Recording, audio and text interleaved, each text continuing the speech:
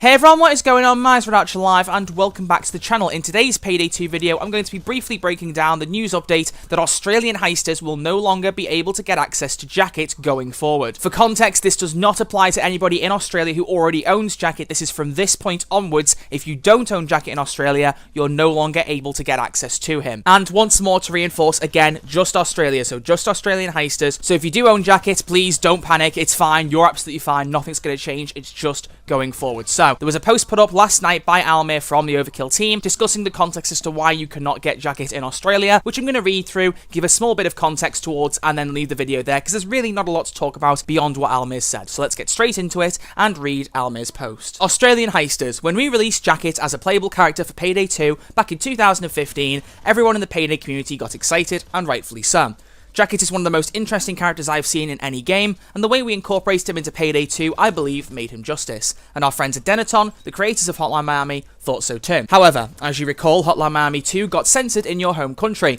This was sad in itself, but there was collateral damage for Australian heisters, as you could not get access to Jacket, as he is promotional DLC you access by purchasing Hotline Miami 2's digital special edition. Indirectly, Jacket in Payday 2 became banned for you. Now I remember, because I was there, us and the Overkill crew got angry. We wanted our Aussie heisters to be able to experience everything Payday 2 had to offer, and we felt with you, and we wanted to help you. So to remedy this, we started sending out free codes for Jacket's character pack to our Australian gang. This, we realised quickly, was a time-consuming process. We started doing this 6 years ago, and we've been keeping it up since to the best of our ability. And as I hope you understand, we have had to prioritise how we spend our time and what we work on for Payday. I'm sad to say that we cannot continue this process any longer. Starting today, we are no longer able to allocate the resources to continue extending this offer, and as a result, we will no longer be continuing this as of today. The original way to purchase and gain access to Jacket still remains, so the global Payday community is not affected. Anyone who has already activated a code is not affected, and this means that the only way you can currently gain access to Jacket is by purchasing Hotline Miami 2's digital special edition. On behalf of the rest of the team, I am sorry for any inconveniences caused. If we have anything new to say on this matter, we will make sure you're the first to know.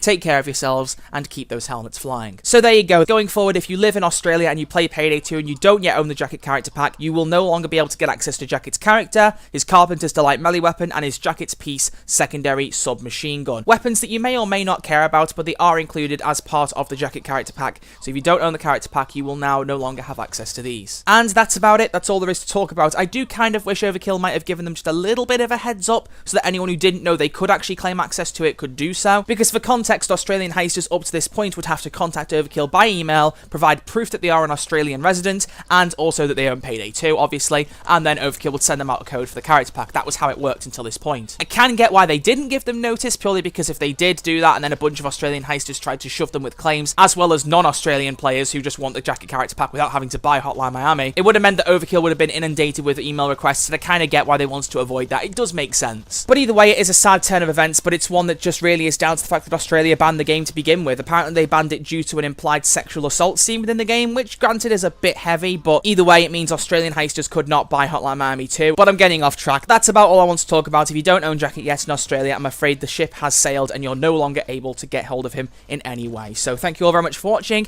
As always, if you have enjoyed this quick little news update, then feel free to give it a thumbs up. And if you're new around here and you want to see some more Payday 2 and Payday 3 news for all platforms and, in this case, countries, make sure you subscribe to stay in touch with all of my future content. I'll be back very soon with a brand new Payday 2 video. Until then, I will leave it all there. Thank you all so much for watching, and I'll see you all next time. Until then, stay safe, and I'll see you all soon.